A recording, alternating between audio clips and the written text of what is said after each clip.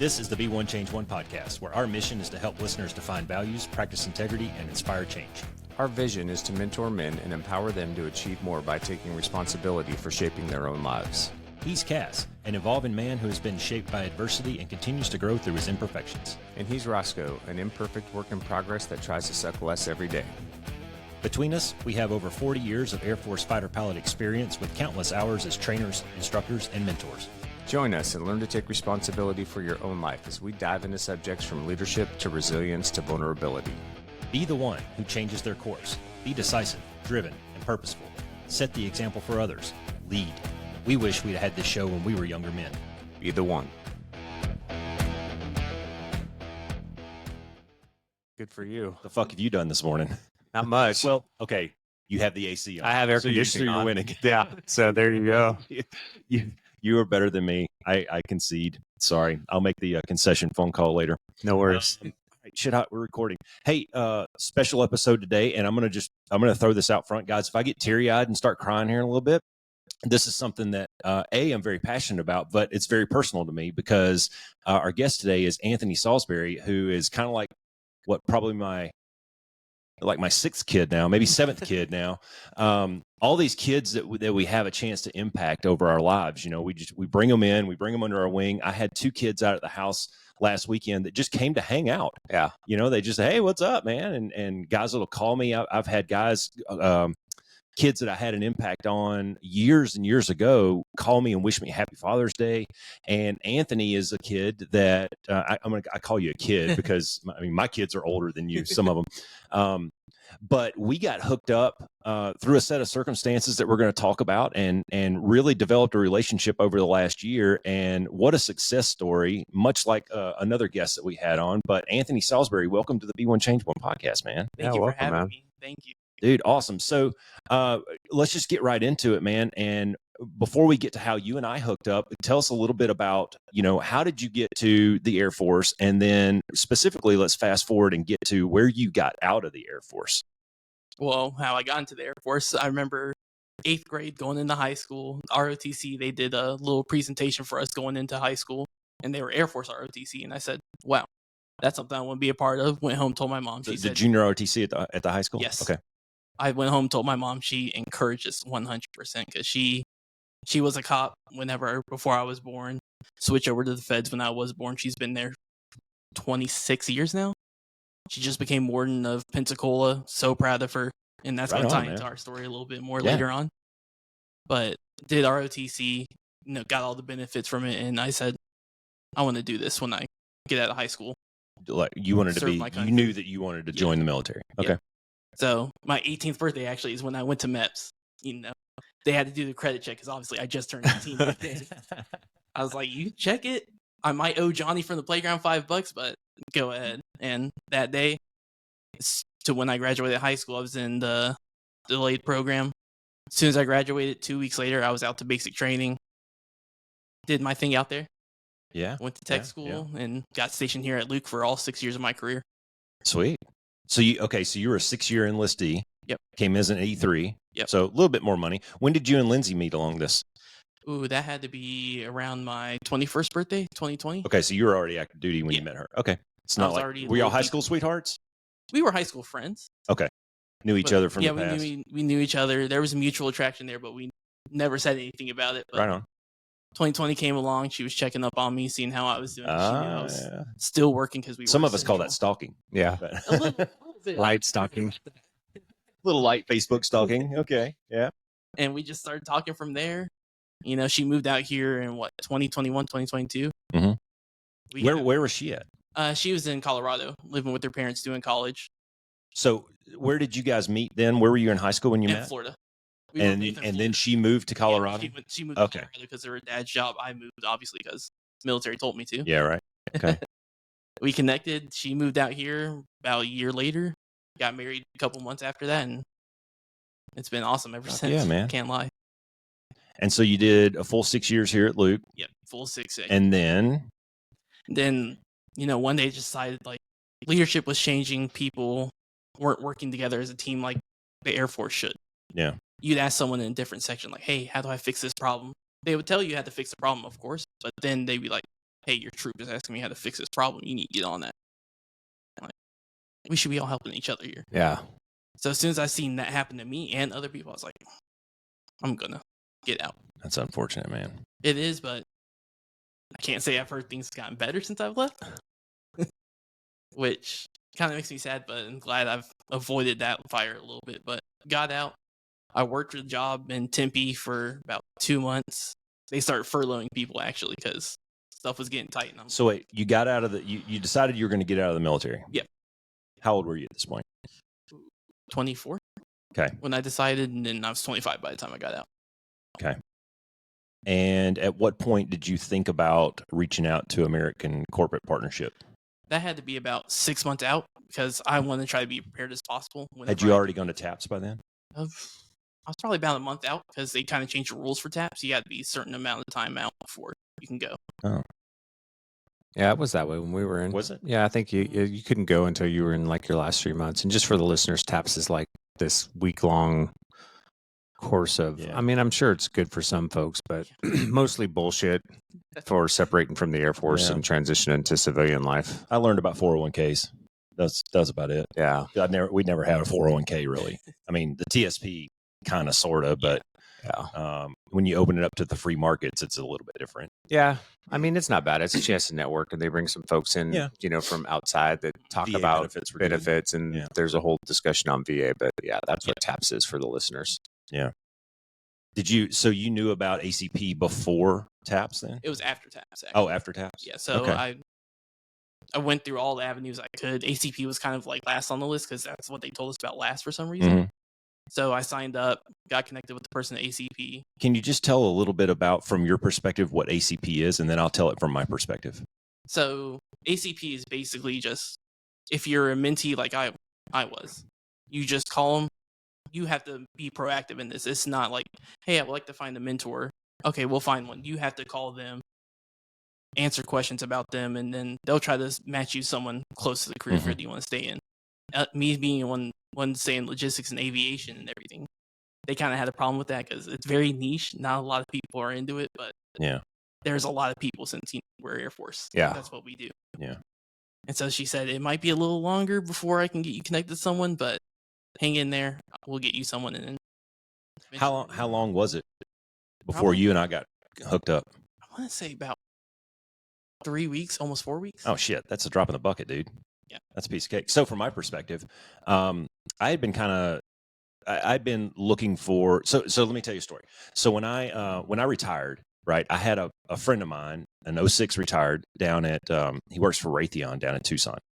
And I was reaching out to a bunch of bros that I knew around the community for advice when I was transitioning and all that. Same as you, right? Mm-hmm. So I mean, it doesn't change, right? You do one thing for your entire adult life or for many, many years, and you kind of don't know what to do on the back end of that, right? What are my options? How do I do this? I've been a military man for 21 years. Where do I go from here?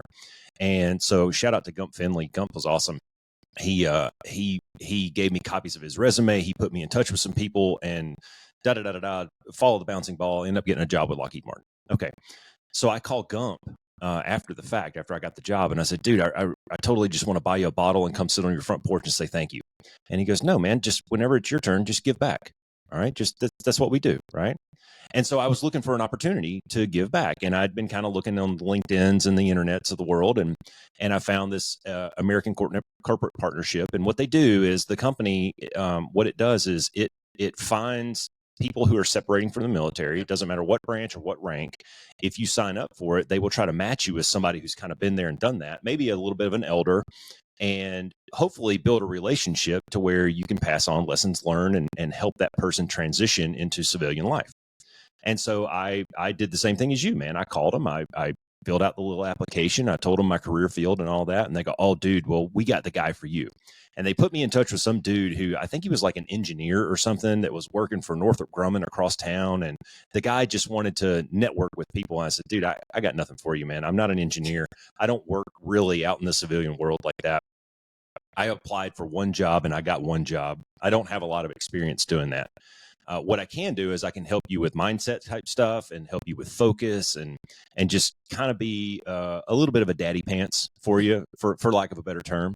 and he wasn't really interested, and it just wasn't a good fit. Yeah. Another guy, kind of same story. And then Anthony's package, so to speak, came across my desk, and I as I read through it, I was like, now this is the kind of dude that I could probably help and assist in that transition.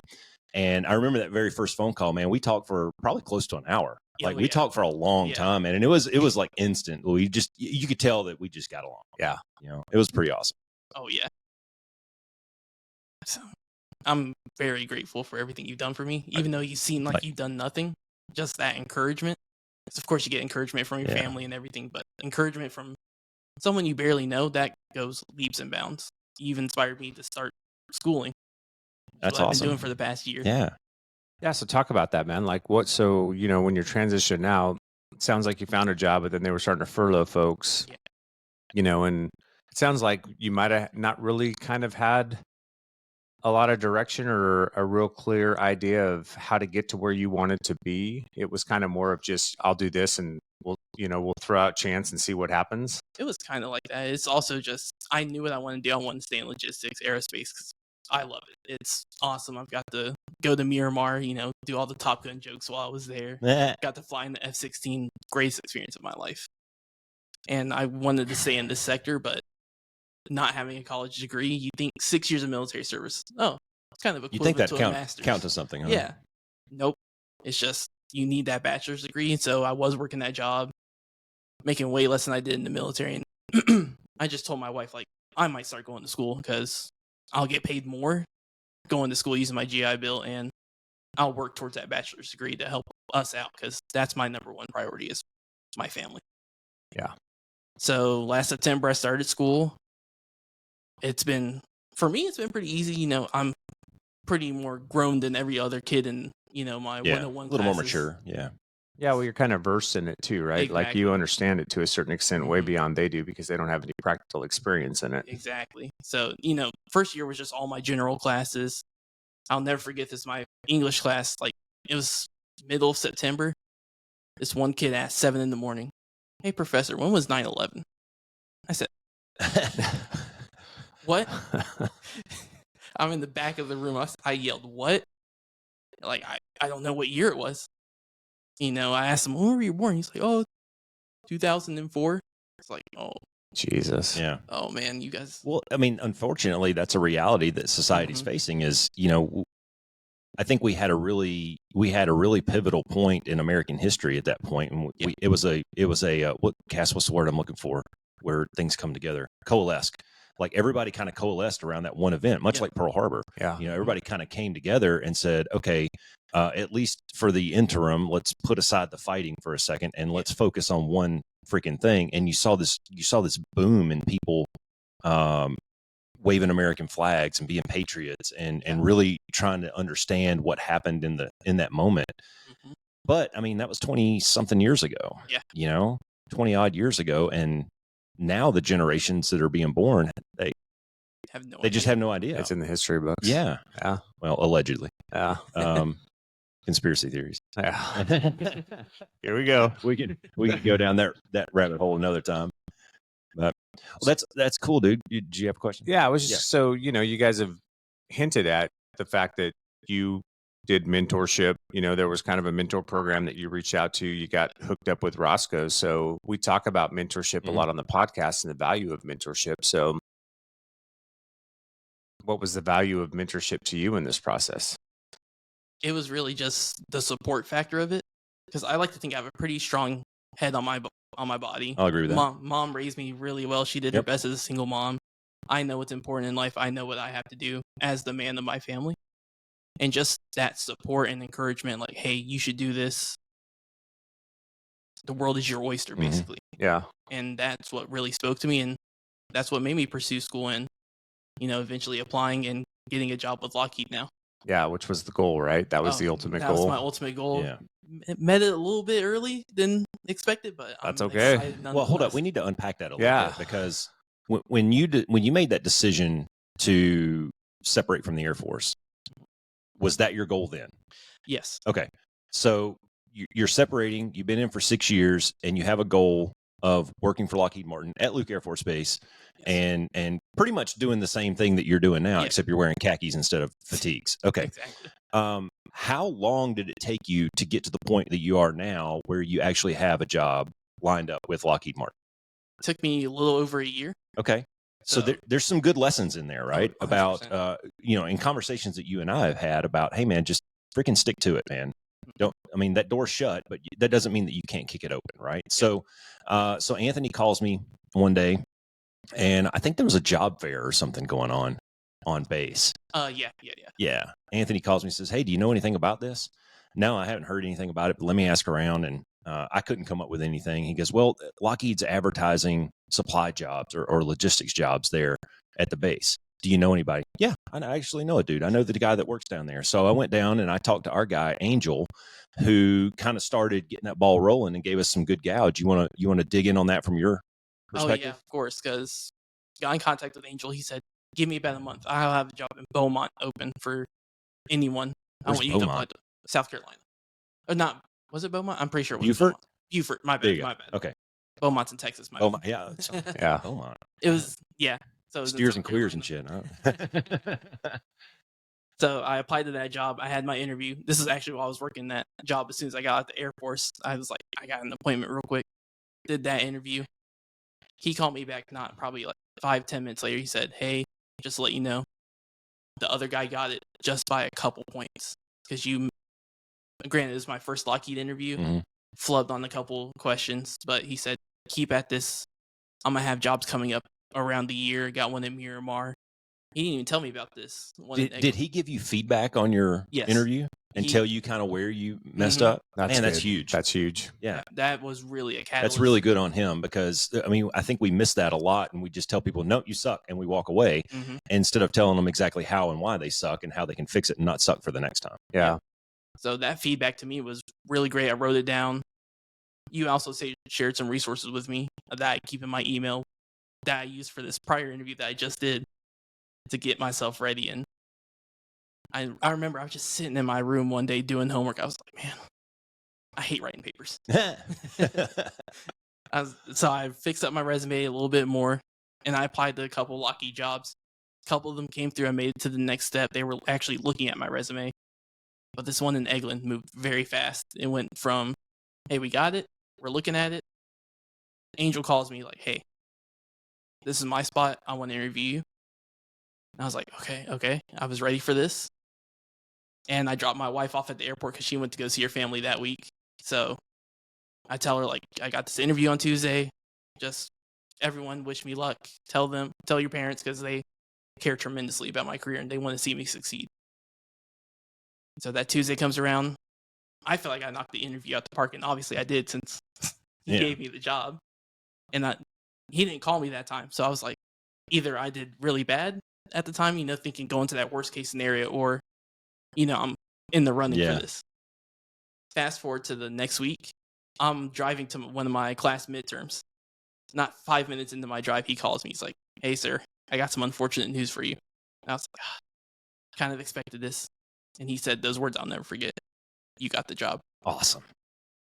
I did almost start crying. Pull over and like dance on the side of the road and shit. My hand was in the air. Other hand's on the wheel. I was like, yes. He's like, we'll get in contact with you to move forward with the hiring process and everything. But just congratulations. You deserve this. We're taking a chance on you. Don't let me down. And I won't let you down. Awesome. And that midterm just totally went out my head. Yeah, I bet. Because I was on cloud 9 that day, because Eglin is a place where me and my wife are going to be pretty close to my family. As I said, my mom just became warden of Pensacola, so I'll be like an hour away from her. Yeah. And actually, when I got stationed here at Luke, she was back in Miami at the time. And we were talking every day because, of course, I miss my mom, mommy's boy. She calls me. She's like, hey, I'm in the running for the gig in Tucson or Phoenix. I will let you know as soon as I know, because that's how we are. The next day she calls me like, I'm coming to Phoenix. I was like, wow, we're just cat and mouse following each other. Yeah. So she came to Arizona for a couple years, got Pensacola, and now here I am going back to Florida. That's cool. Shit just works. Yeah. It does. Well, and I think part of that too is like, there's value in interview prep, right? Like a lot of people, I don't think, take advantage of all the resources that are available online or having people to talk to, because most of the time, I think he's in a unique situation in the sense that he actually got feedback from the first time because you knew Angel. That's huge, man. You don't normally get that. No. You just get a phone call or an email that says, yeah, you didn't make it or whatever. Well, a couple of things happened there. So he got interviewed by a guy, didn't get the job, got the feedback from the guy, and then got another interview from the same guy. Yeah. So, I mean, that just doesn't happen. Yeah. Yeah. That's pretty unique. That is storm. unique. Yeah. So it was a perfect storm, and I can fill out my inbox with like rejection letters from Lockheed, but this one is starred, archived, saved. Yeah, man. Print it out and frame it and shit. Exactly. Fuck yeah, man. Yeah, well, there's value in that too. So one, like, right, that we talk about this, the separation is in the preparation. So the more you prepare, Exactly. and the more you take the time to get yourself where you need to be, whether that's, doing additional coursework to get boxes checked so that your resume looks better, or interview prep, whatever it is, right? The separation's in the preparation. And then the second thing would be, don't give up, right? Like just because the door closes doesn't mean that there isn't going to be another opportunity down the road. Like you just said, you've got an inbox full of rejection letters from Lockheed Martin, but so what? Now you have one that says, welcome to the team, right? So Doesn't matter. You can't stop pushing forward. You're always going to get no's. There's always going to be roadblocks. There's always going to be obstacles. We talk about this all the time too. When you have an obstacle, it's an opportunity. That's right. It's not the end of the road, right? And what do you do with an obstacle? You move it, you go around it, you go over it, you go through it, whatever you have to do, just find a way. Well, the important thing is to just keep moving, right? Yeah. And that was my big message to you is it's not necessarily no, it's just maybe not right now. Exactly. So what are you going to do, man? You going to curl up in the fetal position and cry, or are you going to keep chugging along, man? So what if you don't get hired by Lockheed Martin today? You can still go to school and nail that midterm. You can still sign up for the classes for the next semester, because in 4 years that bachelor's degree is going to make your resume even better. Yep. Exactly. So, one of the big messages that we want to send to the younger generations, your generation and maybe even younger, is this idea of delayed gratification, right? We live in a society right now, I think, where we're just so used to getting everything instantly. Oh, yeah. Right. I can instantly order something off of Amazon and have it delivered, and oftentimes that day here in Phoenix, if not probably definitely tomorrow, unless it's some kind of special thing. Right. Yeah. Everything seems instant. Communication is instant. Ordering things is instant. You can DoorDash something and have Outback Steakhouse delivered to your house instantly, But a lot of times those really good things that we want out of life, we have to wait for. And I know that was part of my messaging to you, man. It's like, hey, dude, just fucking keep chugging, man. Keep chopping wood. Right? Yeah. Just keep chopping wood, because every piece of wood you chop along this way is just fodder for your resume. It's going to be more experience. It's going to just make you better. And that door is going to open back up. Like you said, Lockheed's a big company, and they're always going to need people. Eventually, you're going to get this. You just got to keep the right mindset and keep your path. Well, in that last year or so, right, that you've been working towards achieving this goal, I could imagine there were times where it was discouraging, right? Like you're getting rejection letters, you're applying for other positions at Lockheed and you're not even getting an interview, or you're at school going, fuck, I got to write another paper. I really hate doing this, right? It's not right. Sometimes it sucks, man. Yeah. And sometimes you just got to do some nug work. Yeah. Like we talk about too, right? Sometimes you got to do the shit you don't want to get to where you want to be, right? Yep. And that's just life. Yep.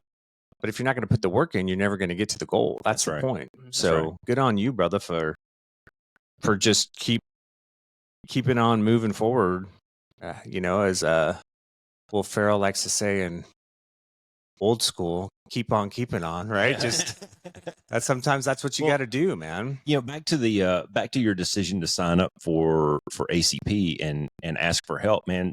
Let's not just gloss over that, because on the show here, we have a saying, and we say a lot. We say humility is a superpower.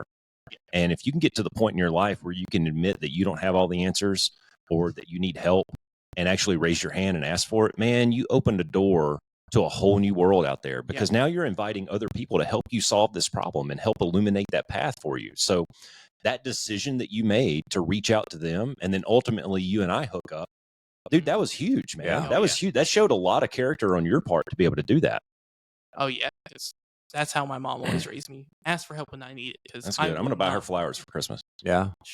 I got like 9 bottles of wine from Cooper Hawk last weekend. So I told her, like, we're going to celebrate whenever I get there. Hell yeah, man. That weekend, we might have to take Monday off. What was that phone call like with Lindsay when you called her? Well, she was currently working as I was on the way to my midterm, and Yeah. she started crying as well because she knew how much I wanted this. This is what I want, and this will ultimately set our family up for the best path for success. I'm tired of living in a 1-bedroom apartment, paying almost $2,000 for it. Yeah, it's bad, but now I'm on a path where I can get a pretty nice house out in Florida. Fuck yeah, you can buy a ranch out in Lynn Haven for that. Hell yeah, man. Yeah, well, and it's just the first step, right? Like it's the first step to multiple other things that you're going to do to kind of achieve that greatness that you want to achieve over time in that career field. So exactly. And going back to what Roscoe's saying, I'm proud of you too, man, because reaching out, looking for a mentor, and then not just going through the process of going, hey, I need a mentor, but then actually taking the time to listen to somebody and actually then apply the he's things. A stupid old man. I ain't listening. Like apply the things that they're sharing with you, right? Because if you have a good mentor, guess what they're going to do? They're going to peel the onion back a little bit, and then they're going to challenge you in ways. They're going to see where you're maybe falling short, and they're going to challenge you around that, right? Yeah. And a lot of people will react negatively to that. Oh, dude, you know, instead of doing the work, you know? Yeah, for sure. And so my point in saying that, though, is one of the other things that we talk a lot about on the podcast is courage over comfort, right? And that takes a lot of courage, right? You get outside your comfort zone, you get a little feedback. Sometimes it's positive, sometimes it's negative, with a whole bunch of encouragement along the way. And all of a sudden, things start to come together and crystallize. Well, we had a lot of those conversations, didn't we? And I remember specifically we were talking about when you were considering dumping the other job and going to school full time and taking your money from the GI Bill. We had some long conversations over that about what's the second and third order effects of that, right? Yep. Not having that paycheck come in, not having the benefits of the other job.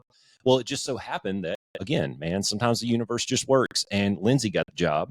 Oh, yeah. And she was able to get some benefits. Yep. And so now everybody's covered, and that opened a door for him to be able to make that decision. Still a hard decision. Oh, yeah. But opened that door up for him to be able to do that. Yeah. Well, then I'm sure there's some sacrifice that goes in that as well for you guys as a couple in order to maintain a budget that allows you to live day to day, but also gives you the flexibility you need to go back to school full time. Yeah. Luckily, she's so supportive, like the best partner I could ask for, because you could easily have someone's, I don't think you should do this. Just keep working. At the end of the day, I was losing money at that job, and now I'm breaking about even. I'm able to, keep our apartment, keep my car. Luckily, I got my disability like beginning of this year, so now that's added on top of my GI Bill I get every month. And we kept working at it. We had some nights where, like, I'm deep in the books, writing a paper, doing assignments, and I did feel like I was neglecting her some nights, but she knew, like, I'm doing this for us. She definitely made some sacrifices for me. Oh, dude, I started in that show, bro. Yep, 100%, man. I was I was a staff sergeant with 3 kids, going to school full time and working for the Air Force full time. Yep. And so, my wife, I'm sorry, man, wife and kids, they had to take third seat for a little while there. And there was about 2 years where I didn't watch football on Sunday afternoons. I went to the library and I wrote stupid papers and I studied for exams and shit like that. So, but what's the point though, right? Is in order to get the good shit out of life, you got to do the fucking work. Yep. Yeah. Right. And I think Lindsay understands that. And that's why she gave you your space to be able to do that. That's awesome. Having that support. Well, and one thing I would say too, and I don't mean to interrupt you, but I would just say for any younger listeners out there that maybe, are done with high school, don't know what they want to do with their lives, like consider military service, right? Because how awesome has that GI Bill been? Like the GI Bill is phenomenal, right? And if you want to be able to, if you don't know what you want to do and you don't know maybe what path you want to take, or maybe there's just not a lot of opportunity for you financially, economically, consider service, right? Because one, you're going to learn a bunch about yourself just going through that process, right? You're going to get squared away to a certain extent. Yep. You're going to learn a skill that may be transferable. There's so many options when you get out. Yeah. And if not, at the end of 4 years, you can go to college, get your bachelor's degree, and not have $250,000 of debt. That's right. And then you got like a stipend or something every month too, right? Yeah, you get housing. Yeah, they get money for books and allowances and all that stuff, right? So I mean, it's such a great benefit that's afforded to people. Yes.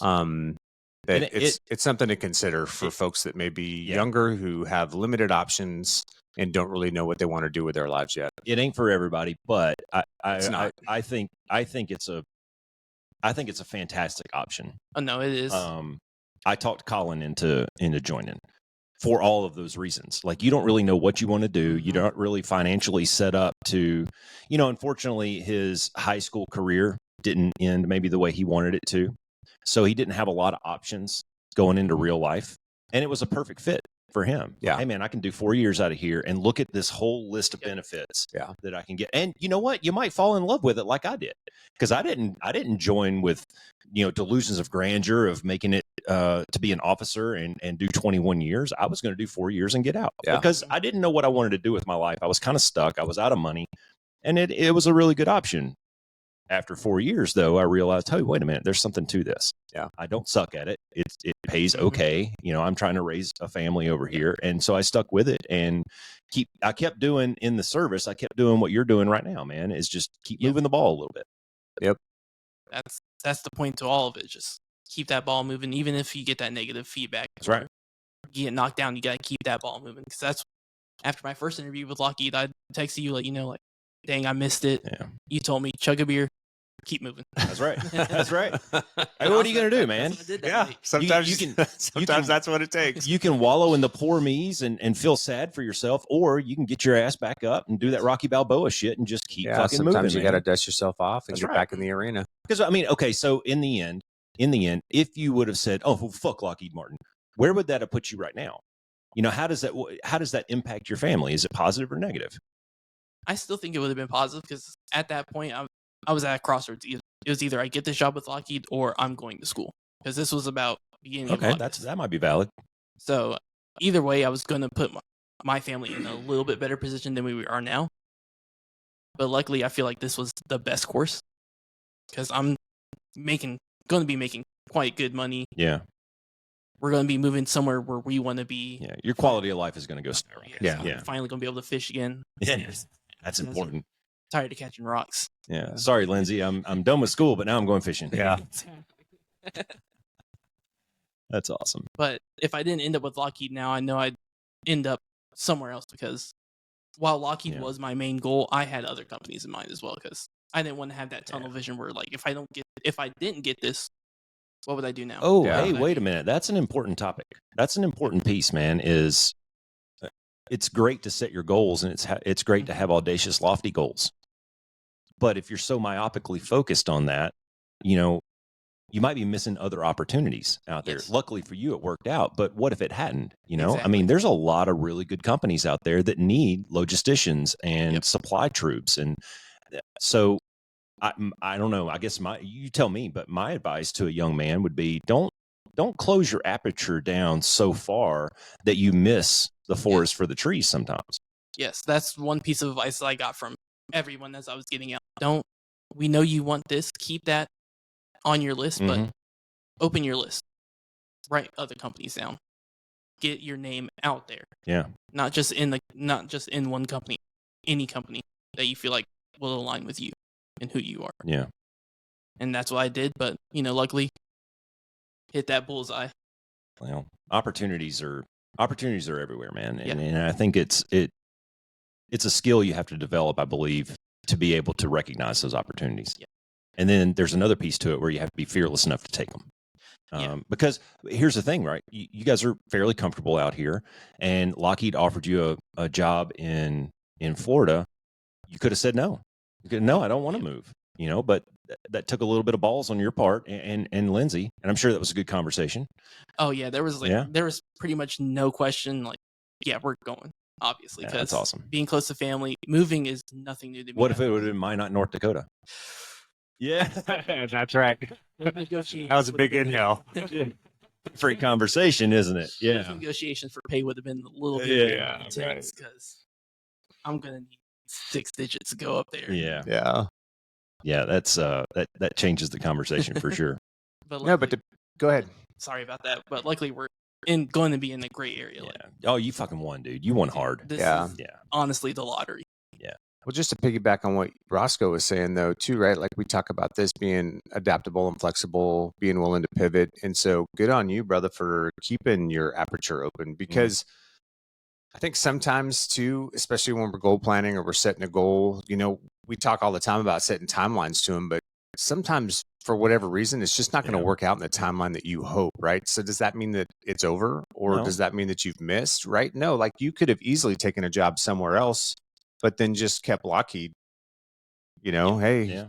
searching on Lockheed. Hey, there's a position open here. You like Texas? No? Okay, well, we won't apply for that one. You like Florida? Oh, there's another one in Florida, right? You can always keep striving. And in the interim, what you're doing by going to another company, if you had to, or something like that, is you're just building skill, right? Yeah. You're just Gaining building the experience. resume. You're gaining experience. You're going to make that transition more palatable and easier down the road for when that opportunity that door does open and you get that chance. So I think that's really important as well. Yeah, that's awesome, man. Guess what? I'm gonna burst your bubble just a little bit here. As high as you are right now, it doesn't get easier. Yeah. Right. This game of life, it's a constant back and forth with your experience that you just had over the last year or so. And you're going to have ups and downs. And what I love, though, is I love that you've already got that mentality. You've already got that mindset. You've already figured some of that shit out. And I think that might be probably the hardest part as a young man, is figuring some of that stuff out, because these life events, man, they just happen and they don't stop. I mean, I'm going through some shit right now in my personal life that, you have to sit back and just look at it for what it is and go, I mean, I can piss and moan about this, or I can just embrace it and fucking figure out how to solve the problem. Yeah. And that comes with a little bit of maturity, and it comes with a little bit of experience. And I think you're on a good path, man, because, something you told me on the phone the other day was, when you guys get down there, you're going to look at starting a family. Yes. And really, starting to grow into your own a little bit, and that complicates things a little bit. But with the mindset that you already have, I think you're going to win hard, man. That's definitely my goal, because I know I got the job. This is the first step. Now I'm going to become. I told Angel this whenever he called me, because he told me, again, I knocked the interview out the park, and he's going to refer me to his top guy out there. I said, one day you're going to say that's going to be me. Hell yeah. That's fucking attitude, man. I love that shit. Yeah, that's good. I want to be that top guy. That's some Conor McGregor shit, man. I'm trying to let him know, like, hey, I'm here. I'm going to put my effort in, and you're going to see it. Hey, let me ask you this, dude. When so while this stuff is going on, you had some quiet moments where you could just sit kind of in your own head for a little bit. Did you actively visualize yourself doing some of these things? Honestly, how important is it to see yourself walking across that stage, or to see yourself getting that job, or to see yourself nailing that interview? All those steps are important to me. I told my mom, like, I was going to graduate. She was going to see me walk across the stage, because really no one in my family has done college. I was like the first one to go full 4-year university. I was going to, make her proud, because she always said when I was a kid, you're going to go to college, you're going to do this. No, 8 years old. No, I'm not going to do that. But here I was in college for a year. I was dedicated to it. I still am, finishing out my classes strong. Fuck yeah, you are. I saw this opportunity come across my screen through my Hail Mary. Here I am. She was actually adamant against me not getting out the Air Force. She wanted me to stay in, do my 20. Why? Security. Just security? Yeah. Security. That's a big thing with both of us, because, being on the outside now, I can see, tomorrow isn't guaranteed. Your job won't be there. You might not be there, but I told her, I got this. Believe in me. Put some trust in me. And this past year, I've been showing her, and now I got this, and I'm excited going to be near her again and showing her, like, I loved what I did. Mm-hmm. Just being on the other side of the screen might be the best fit for me. Yeah. That's, the attitude part of it, man. Yeah. I'm just beaming with pride right now. Yeah. Well, but that's how you create opportunity, right? As you get outside your comfort zone, you take some risk. And that's probably a big thing too, because if, you mentioned your mom was a single mom, so I could see why security would be really important to her. And, depending on the environment that you kind of grew up with in, that could be really impressed hard upon you too as a younger kid, right? And so being able to make that decision to kind of let go of the security blanket of a 20-year career in the Air Force and step out on your own into all those unknowns, like, fuck, that's dude, scary. that's scary as shit, Oh, right? Like, scary. those are scary decisions, because you don't know what the fuck's going to happen. That's you right. don't know. You have an idea, you have a desire, you have a hope, but you have no fucking clue how this is actually going to turn out. Yeah. Like, am I going to be able to go back to school full time? Am I even going to do very well if I go back to school full time, right? Like, is school going to kick me square in the junk, right? Yeah. Like, what's this gonna, and now I'm 24 with a bunch of fucking 18-year-olds that are partying every night. Like, am I even gonna fit in? Like, there's so many, and then what if none of this turns, like, what if I still can't get the job, or what if, like, there's so many unknowns when you do things like that. But that's what you're talking about, Roscoe, right? But that's the mindset. The mindset is, there's a lot of fucking unknowns. Yeah, it's really fucking scary. Yeah, but I'm going to do this because this is the direction I feel like I need to go. And I'll stay flexible and I'll pivot when I need to, but I'm going to make this shit happen. This is where I want to go.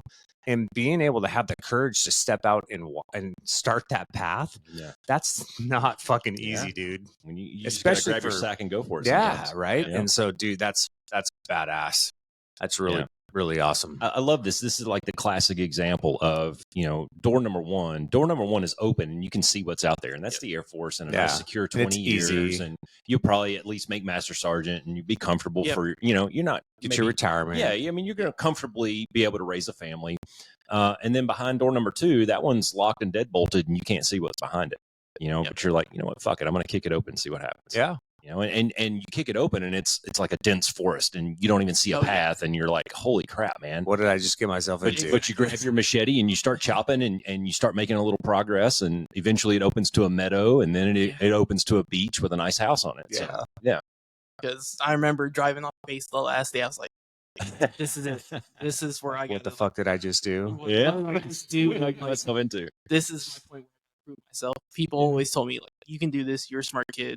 Now it's time to put that into action. Yeah. And show them I might mess up because we're all human. We're all going to mess up. You're going to screw things up. Eventually, I will lead me and mine to where we're going to blossom. Yeah, but you know what's powerful about that, dude, is the belief that you had in yourself. You took the words right out of my mouth. Right? That's it. You believe. You have to believe in yourself. You have to believe that you have the ability, you have the capacity, you have. And it's going to be tough and it's going to be hard and there's going to be parts of it you don't like, but you can fucking do it. Yep. You have to believe in yourself. I literally just had this conversation with my youngest kid like 2 nights ago. We're sitting in the living room and we debriefed his summer and what he did and didn't do. We figured out some fixes for it, why it went wrong, and we figured out how to fix it. And then it went into that discussion. It's like, dude, I believe in you. You're talented. You're smart. You're funny. You can do this. I believe in you. But the question is, do you believe it? Yeah. Do you believe that you can go to your next semester of college and knock it out of the park? Do you believe that you can balance all these life events that you have going on? Do you believe that you can succeed in the face of adversity? And he says, yes. Checks in the mail. Yeah. I mean, we'll see. Because guess what? You're going to be tested. Because if you didn't believe in yourself, do you think you would have stayed in the Air Force?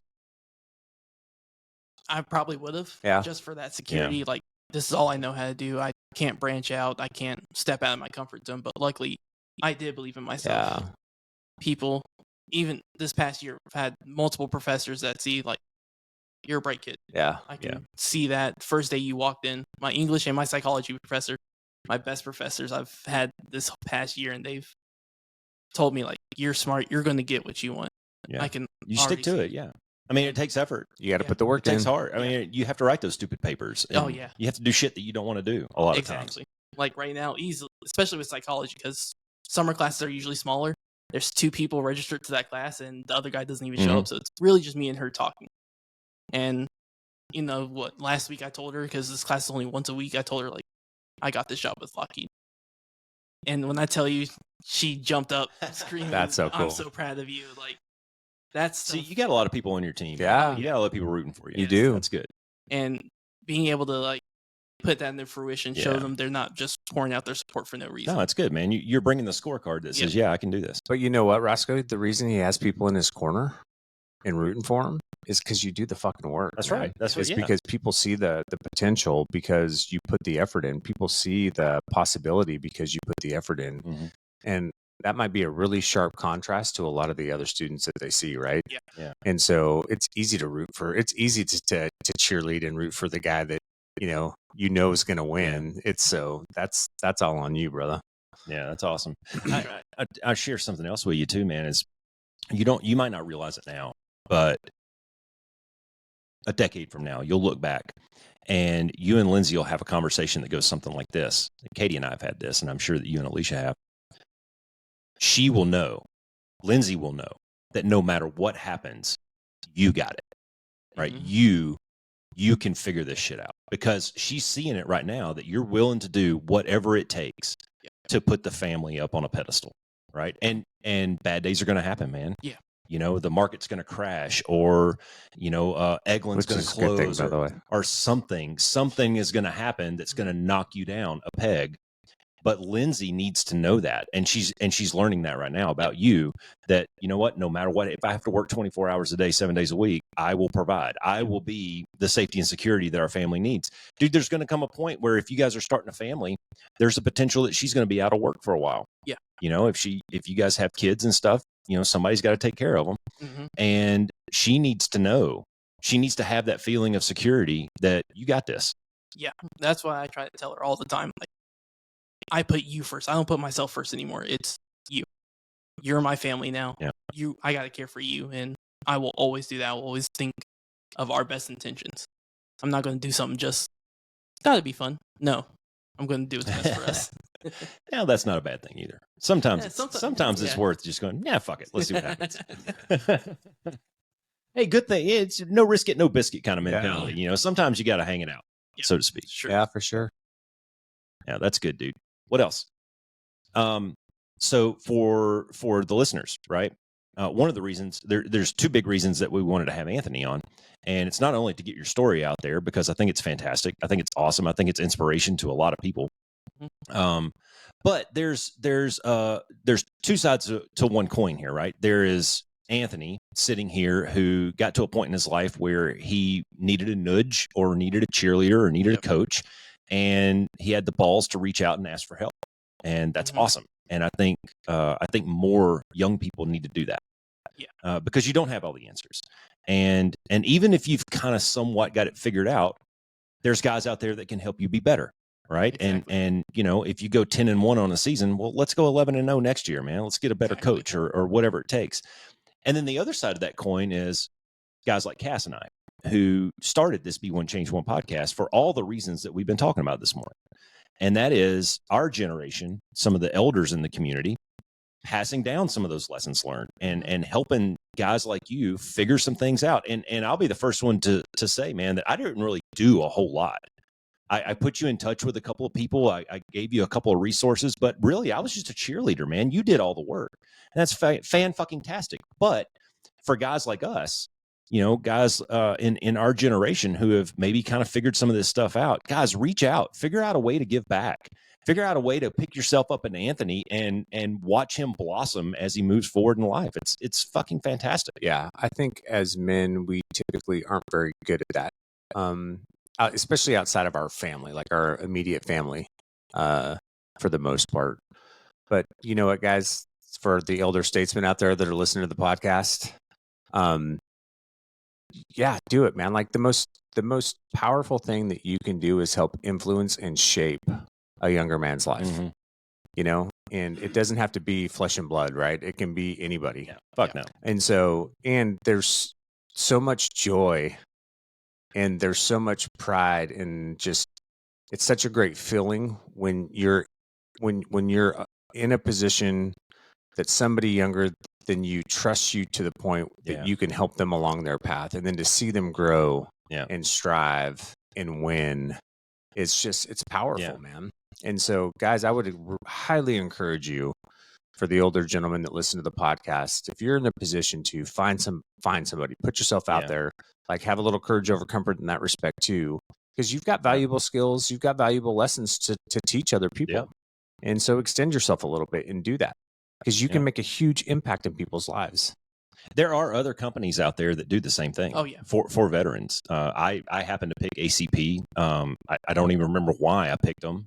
Maybe they had a shinier, glossier brochure than the other guys. I don't remember, but we're about to have a lady on the podcast who used to be one of the executives for ACP. Okay. And so it's kind of like this little universe that's coming full circle for me anyways. I'm kind of right in the middle of being on both sides of it. So I can't wait to interview her and kind of get it from her perspective. She's since moved on to other things, but yeah, guys, there's so many opportunities, and you're about to be, potentially you could be in that position even right now. Maybe finish your school first. Yeah, Get that monkey off your back, get comfortable with your job, get your schooling done, and then you might be looking for a chance to give back or find somebody. Yeah, that's already what I'm thinking about, because I do want to pass on the knowledge you've given me and the knowledge that I've gained on my own to someone down the road, because you never know, it could help change your life for the better.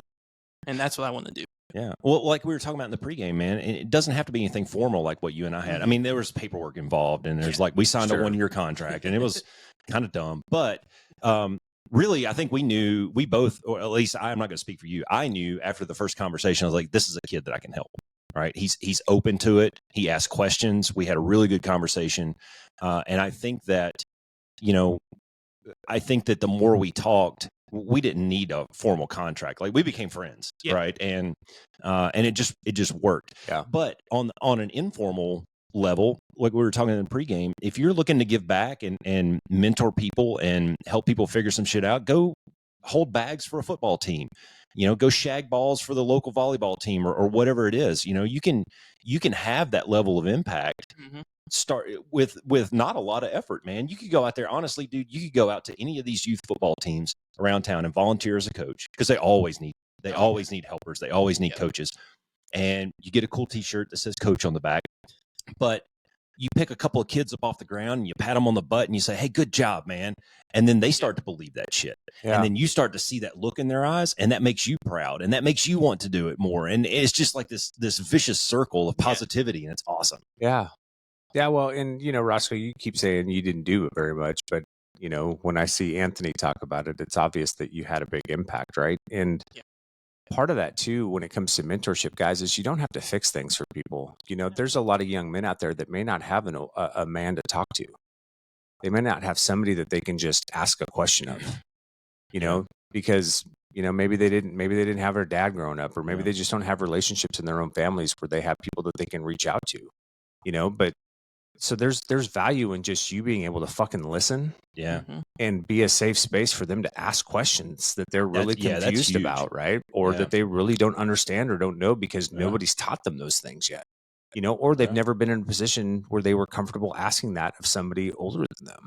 So there's a lot of power in it, man. And you don't have to do a lot to make a big impact. Dude, you guys came over to the house one night, and we cooked up some steaks on the grill, and Lindsay was out there, and Katie was able to talk to Lindsay about it and kind of get her in a little bit better headspace and go, look, you got to give him a little space. He's going to figure some shit out here. He's going to be on the Sunday afternoons, not engaged with you, and you're just going to have to find a good show on Netflix. Because you have to be able to see 3 or 4 years down the road, and how this sacrifice now is going to pay off. Yeah. So that was huge too, is getting Katie involved on the wife / female side of it, to give her. And Lindsay's not military. She's not what's the word? She wasn't in the military. No, she kind of married into it, and so she's actually like the 3rd generation of her family who's married someone in the Air Force. So. That's awesome. She kind of knew what she was in. Gotta be in Florida. Yeah. But we're all over there. I was the first one to get out pretty early and then go to school, because no one else in her family has done that. So it was kind of uncharted territory, but we also kind of knew, all right, sacrifice now, play hardly. Was that a mutual decision between you two? Yeah, because she knew I wasn't happy working 6 to 2, being stuck in Phoenix traffic for an hour. Rather just go to school. I might suck at it. I might have to learn how to get back into that rhythm, because it was, at that point, it was 6 years since I've been in school. So pretty rusty on it, but there's an adjustment period. I know the feeling, bro. Yeah. But luckily I was able to get back into it pretty good. I've been knocking it out. GPA's 3.24 right now, so keeping that up. But obviously that's going to be put on the back burner for now. But she saw me struggle, and now she sees me. I don't think I've stopped smiling since I got that call. So even packing boxes, I'm like, let's get it. I was driving down Northern Parkway, and phone rings.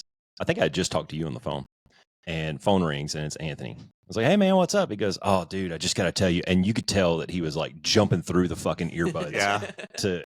It was that's awesome. That was fantastic, man. I was driving down the 303 just awesome.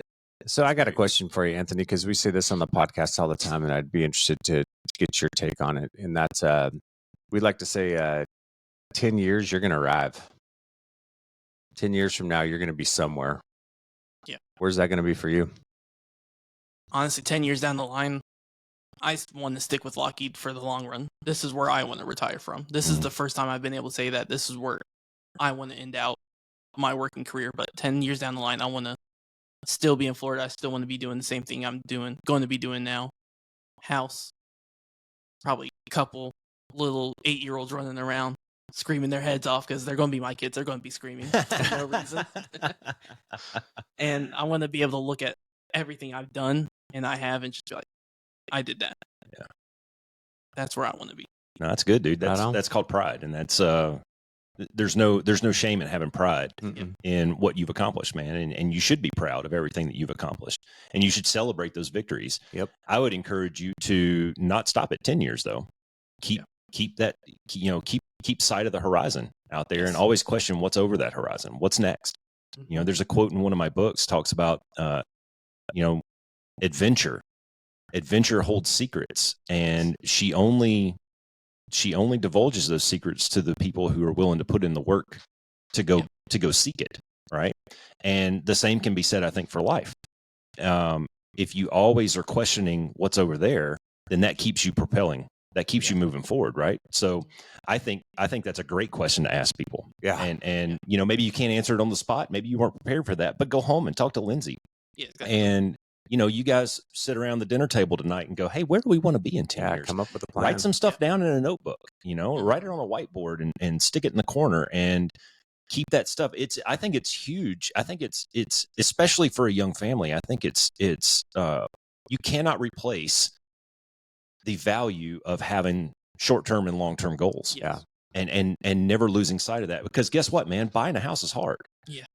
Finishing a college degree is hard. Yep. Maintaining a good work reputation is hard. These raising a family is very difficult. And so you're going to be faced with some really hard times. Yep. Now I think you got the mindset to do it.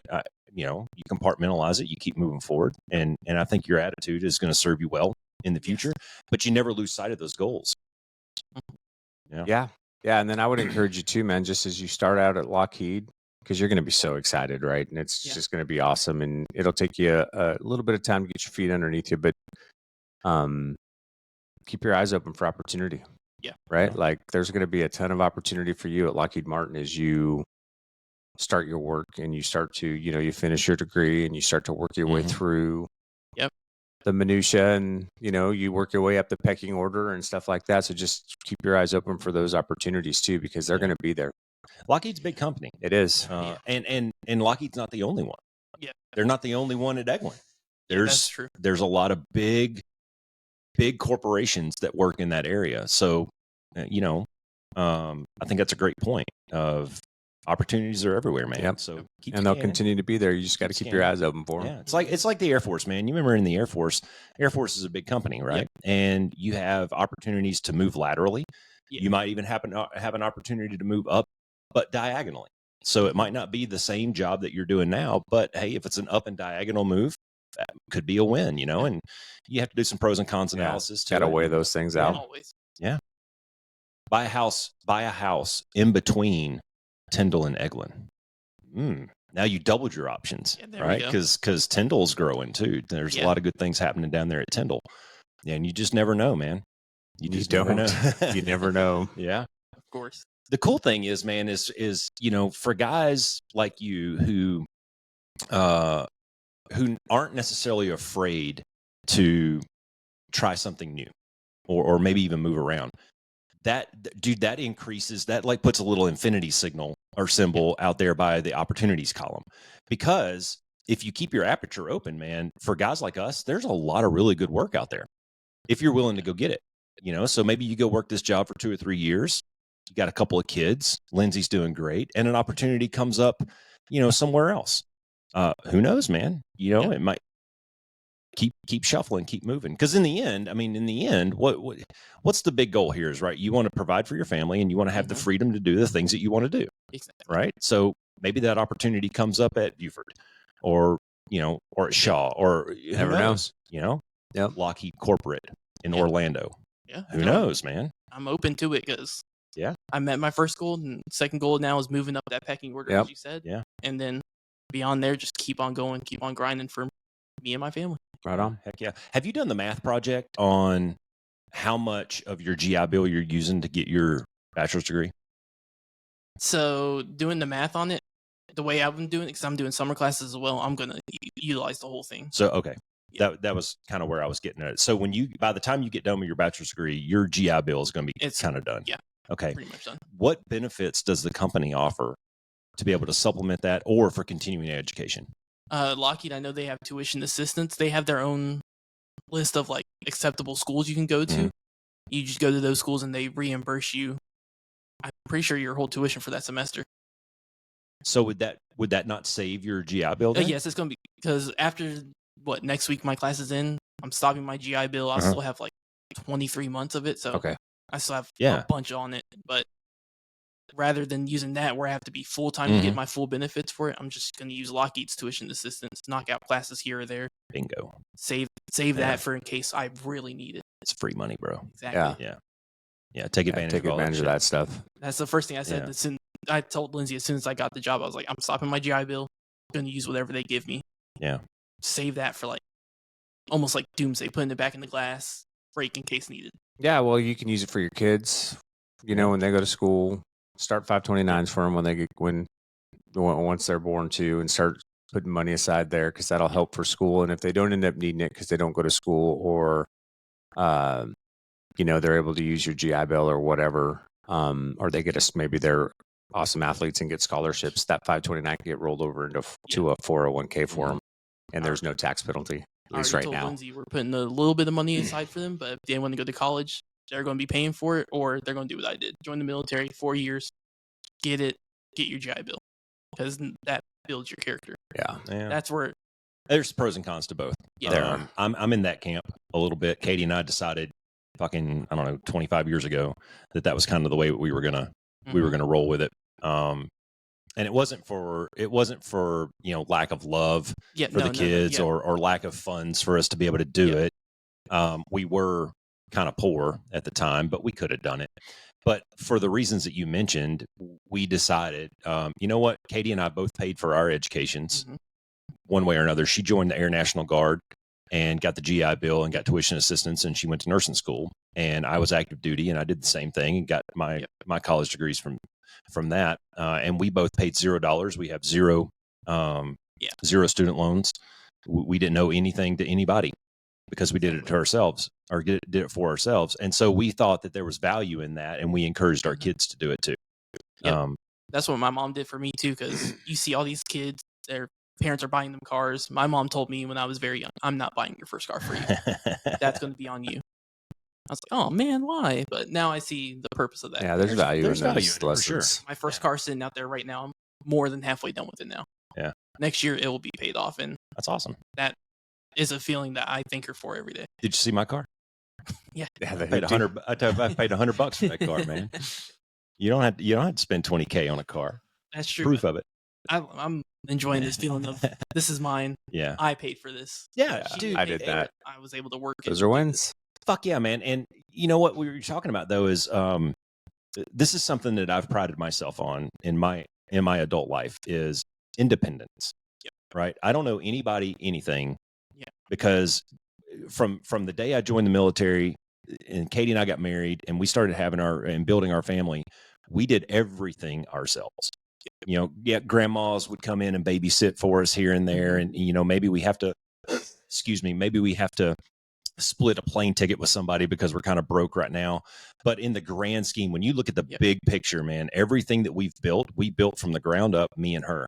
And I think there's a huge lesson in that is if you can get to the point where you're not in debt to anyone for anything and get away from that, that gimme kind of mentality, dude, it just builds this confidence in you that, you know what I'm talking about. It builds this confidence in you. You're like, fuck, I can do this. Exactly. I got this. Yeah.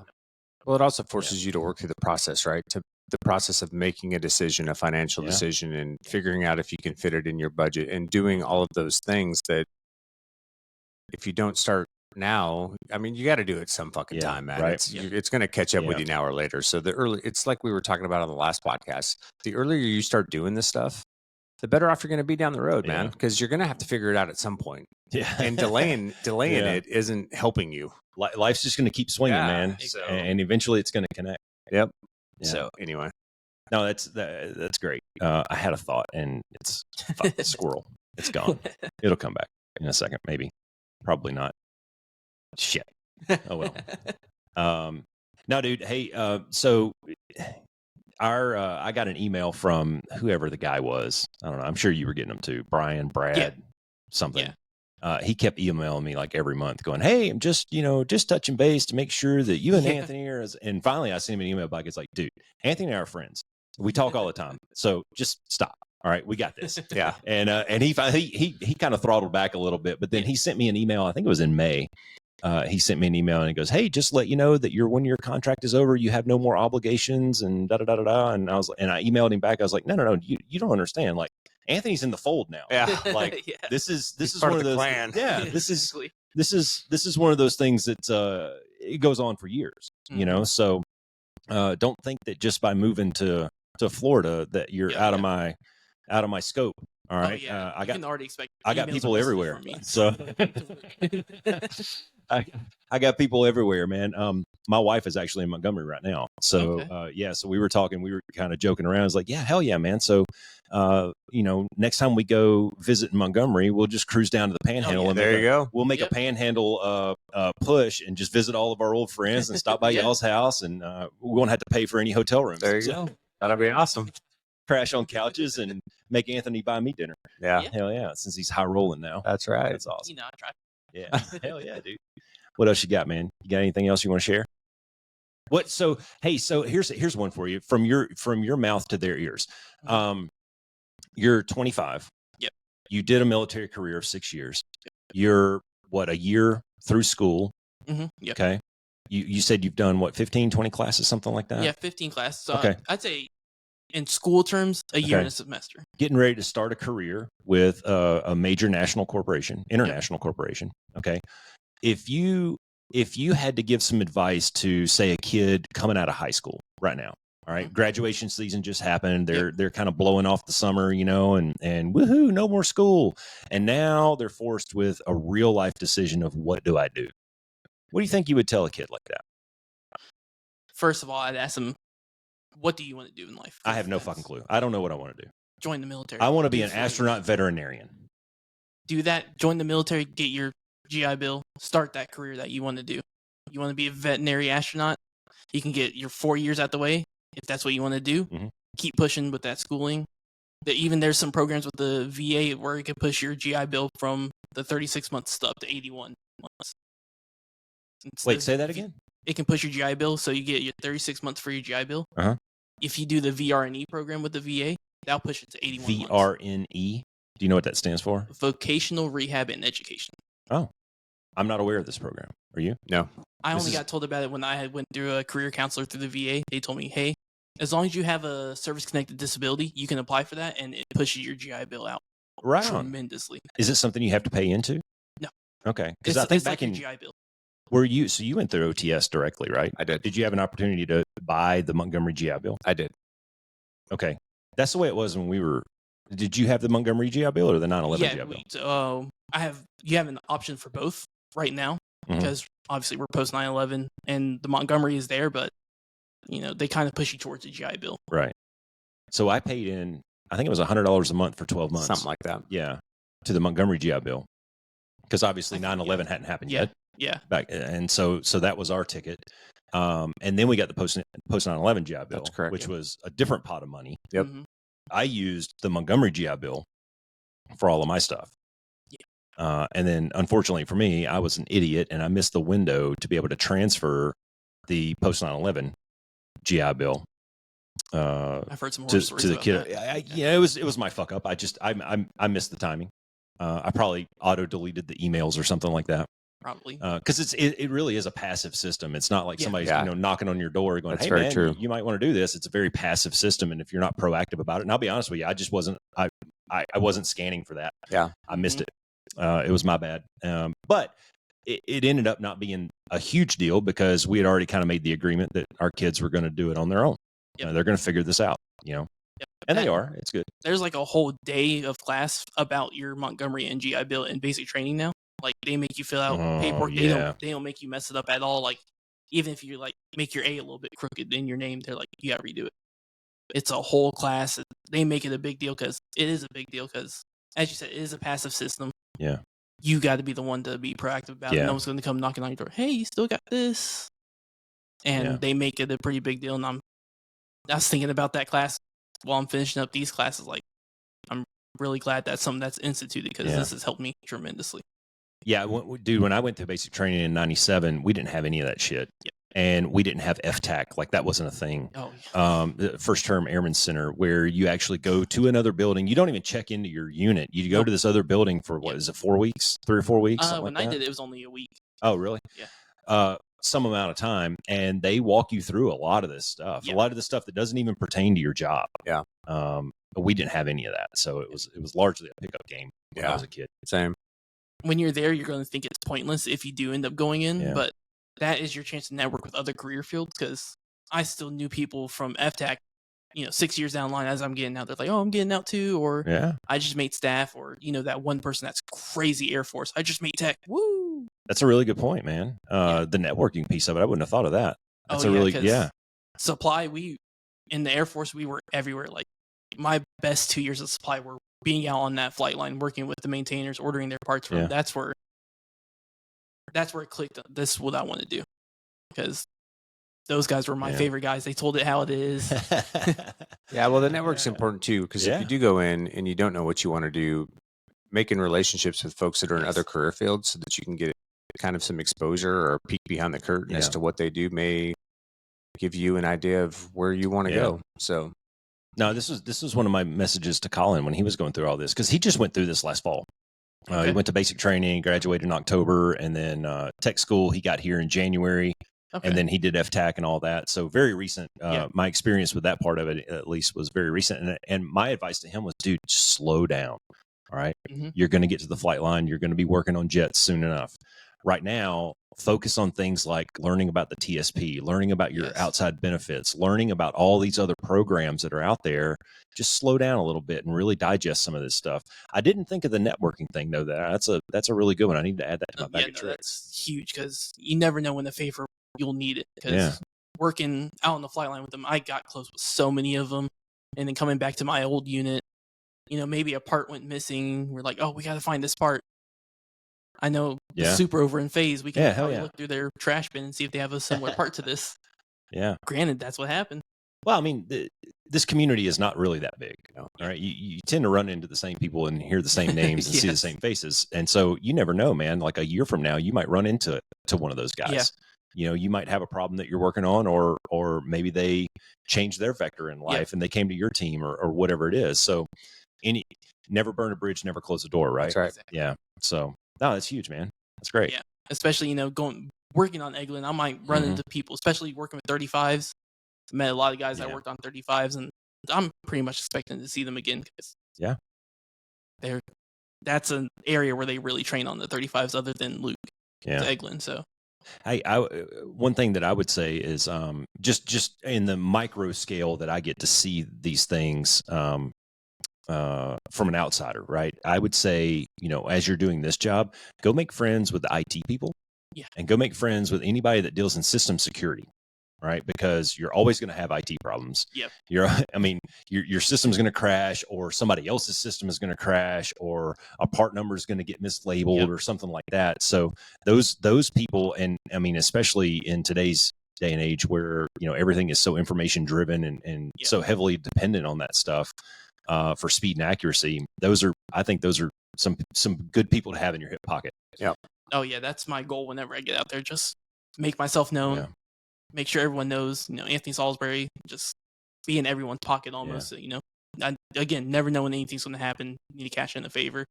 Hey, so we interviewed this lady one time. You'll remember this. Fifi Malachowski. Have you ever heard that name? I have not. Fifi was the first female Thunderbird. And wow. We had her on show. And one of the things that stood out to me is when she went to the Thunderbirds, It was like the first couple of weeks she was there. She was handed a piece of paper with everybody's name on it. And the senior master sergeant in charge there, the maintenance superintendent, he wouldn't let her touch an airplane until she had a check mark beside every single person's name that she went up and talked to them. Yeah. And she said that was like the most valuable experience she ever had. Brett Favre talks about this when he went to the Packers. The advice that he got was, before you set foot on the football field, learn everybody in the building's name. Learn everybody's name. So go around and meet people, man. Go shake their hands. Yeah, talk build to them. relationships. Relationships. Yeah. Go have a cup of coffee with the guy, just some fucking rando, man, and get to know him, because you just never know, man. You just never know what kind of opportunity that's gonna. I got a fucking list of stories that I could tell you from just random encounters with random people. Yeah. That open doors or help me answer a question or something. Yeah. Yep. That's something I experienced heavily in maintenance, because my supply office was like almost the unit vent office. They would come in there and talk to me about anything. They'd be like, man, got this code 3, the pilot just hit the knob, he's stupid. I'm like, I'll agree with that. I'm like, dude, just calm down, it's okay. At the end of the day, you're gonna get to go home. Just put on the face, say yes sir, flip that switch, code 1 object, good. That's awesome. Yeah, right on. Hell yeah, man. Anything else other than packing? Just keep on pushing. Yeah.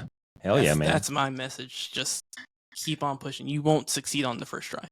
It's very rare, and don't count on it. Just people think success is a straight line. Yeah, but really it's a squiggly line with a bunch of turns. And sometimes it goes backwards. Yeah.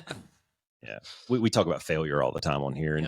And you know what, man? Your story is a really good example of not getting that first job wasn't necessarily a failure. Maybe that was life's way of saying, hey, man, there's a better opportunity coming down the road. Just pump the brakes just a second, right? Yeah. Because I think legitimately, man, I can see it on your face. I can hear it when you're talking. I think you're happier now. Oh, yeah. 100%. Because if you would have gotten that job here, you would have never seen this opportunity. You wouldn't have been on the look for it. Yeah. No, most likely not. Yeah. So, hey, man, life presents you opportunities. Yeah. Yep. Said in Jurassic Park, life finds a way. That's good. That's good shit, man. Right on. Anything else, Cass? I don't. All right, be the one. Be the change.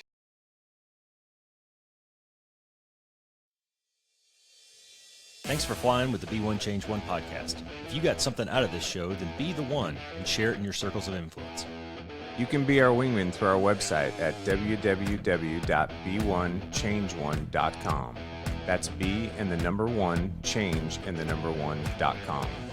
We invite you to be the one and join our fighter squadron on social media at Be1 Change 1 on Facebook, YouTube, and Twitter. You can follow us at Paul Roscoe White on Facebook, Instagram, and LinkedIn, as well as Roscoe's website, www.paulroscoewhite.com. You can email us from the website, and please leave comments, share, and ask questions, or leave ideas of things you would like to discuss on future podcasts. Most importantly, be the one that helps us win the algorithm by leaving a review on whatever platform you're listening on. Thanks for joining. Until next time, be the one.